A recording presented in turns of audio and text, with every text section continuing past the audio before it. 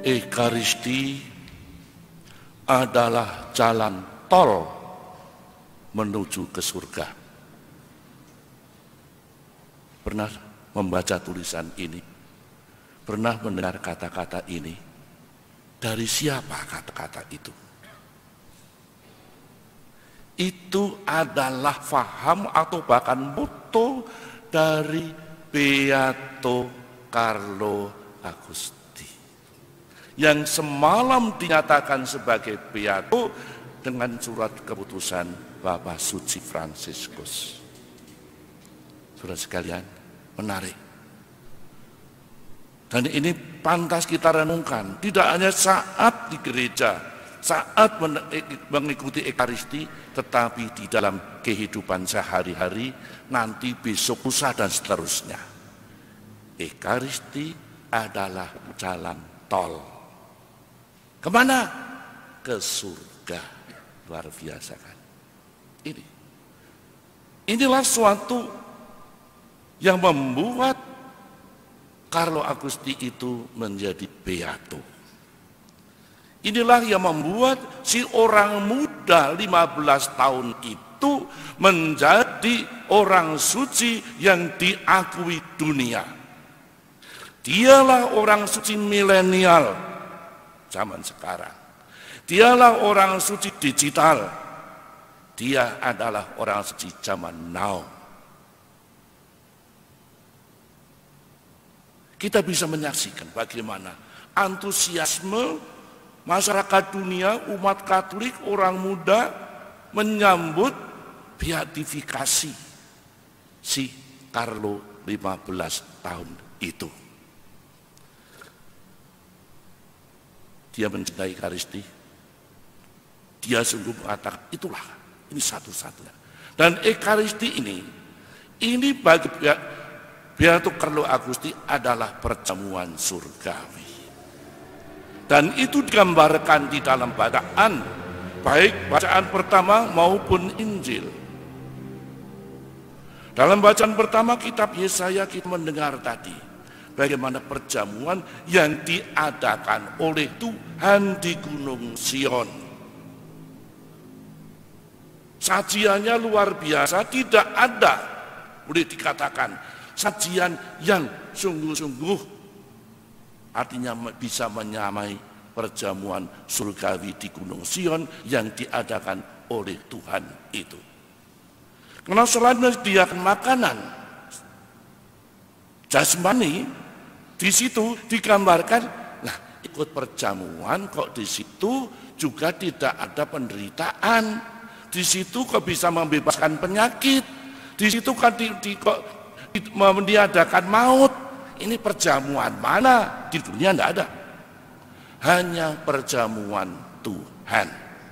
Dan itu adalah perjamuan surga. Di mana Beato Carlo itu sudah sampai kepada tujuannya. Saudara sekalian, kita semua diundang untuk itu. Diundang seperti dalam bacaan Injil. Kita semua. Memang ada dua macam undangan. Pertama undangan istimewa, undangan khusus, orang-orang gede, orang-orang pilihan, orang-orang relasi-relasi kerja atau apa dan sebagainya. Dan orang yang di pinggir jalan, di pasar, rakyat jelata. Tetapi kita tidak memandang kita itu undangan macam apa. Undangan elit atau undangan yang tidak elit. Yang penting adalah apa yang dimaksudkan oleh Injil tadi. Itu yang pertama adalah undangan yang elit tetapi menolak. Menganggap perjamuan itu tidak penting. Menganggap perjamuan dengan Tuhan itu suatu nanti-nantilah atau malah itu ilusi. Khayalan belaka. Dan yang kedua, undangan dari rakyat jelata itu yang utama kita lihat adalah kepantasan. Tadi itu ada tamu yang memenuhi undangan penuh ruangan, satu orang tidak berpakaian pesta, tidak pantas. Dan itulah yang kemudian dikeluarkan dari ruangan itu. Nah, kalau kita coba terapkan ini kepada beato yang baru kita, apakah dia memenuhi itu? Dia rupanya memang selain undangan elit, karena memperoleh kasih karunia Tuhan yang istimewa, mampu memaknai Ekaristi itu sedemikian dalam. Dia tidak pernah melewatkan satu hari pun untuk tidak ikut Ekaristi.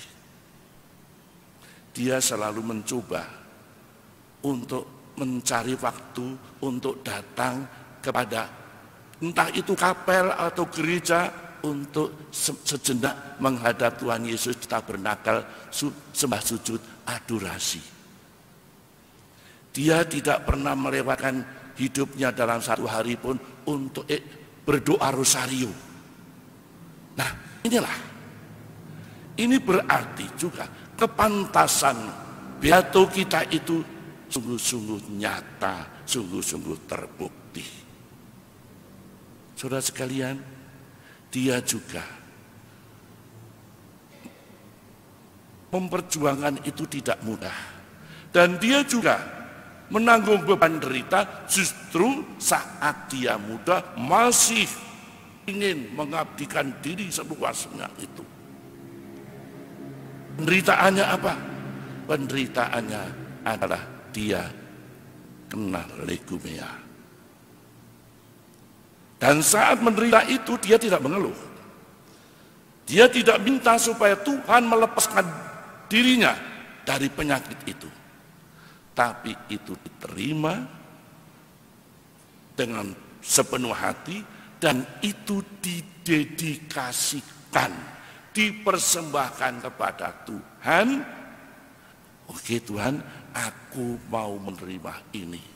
Bahkan penuh syukur boleh ikut menderita bersama Kristus. Persembahkan penderitaan kepadamu.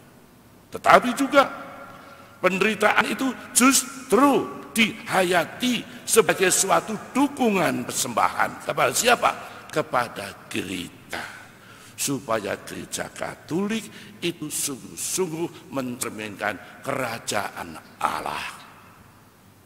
Supaya gereja Katolik terus bagaimana Ekaristi itu menjadi jiwa kehidupan jemaat. Lalu juga ingin mempersembahkan penderitaan itu untuk Bapa Suci. Sadar beato kita itu akan tanggung jawab yang dipikul oleh Bapa Suci. Sedemikian itu membela kebenaran Allah, menyuarakan sesuatu yang kadang-kadang berlawanan dengan gereja, dengan dunia umumnya. Tetapi Bapa Suci harus mencanangkan itu dengan gigih dan setia. Dan itu didukung oleh beato kita melalui penghayatan penderitaannya itu. Luar biasa. Saudara, itu berkat apa? Berkat Ekaristi. Maka marilah kita sungguh-sungguh memaknai dan bersyukur dalam Ekaristi Kudus ini.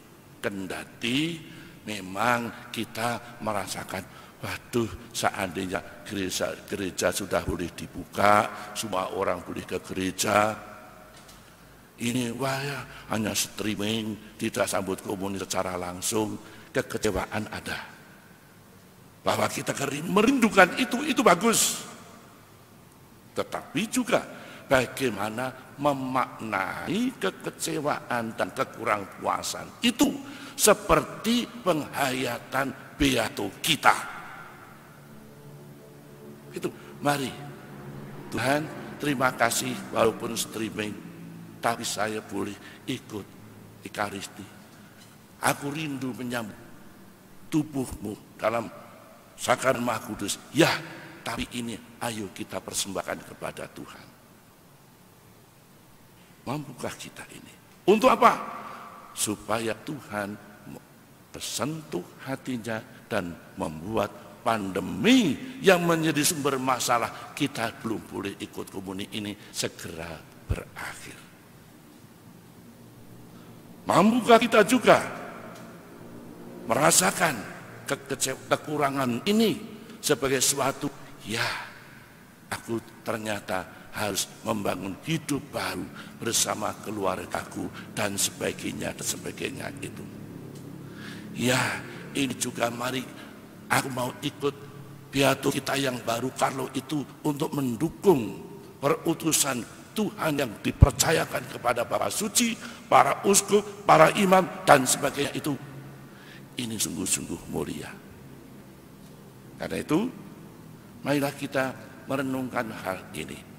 Beliau, Beato Carlo, setelah dia masuk surga, ternyata salah satu usahanya itu mencoba untuk membantu setiap orang yang membutuhkan.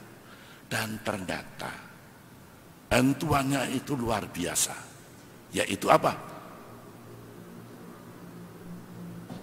Orang yang sakit di Brasilia, yang kanker sudah divonis tidak lagi, tetapi berkat bantuan Beato kita, si orang itu sembuh total. Ini membantu orang. Sewaktu di dunia membantu dengan macam-macam hal, tetapi ternyata setelah dia di surga lebih efektif, lebih dalam, lebih kuat lagi bantuannya. Karena apa? Karena dia mencintai Ekaristi, jalan tol menuju ke surga itu. Saudara sekalian, marilah kita mensyukuri semuanya ini, kita renungkan baik sabda Allah maupun kehidupan Beato Carlo Agusti ini dalam tengah kehidupan, baik kita yang sudah katakanlah dewasa, tapi juga orang-orang yang muda, orang anak remaja, inilah mestinya menjadi pedoman kita semua.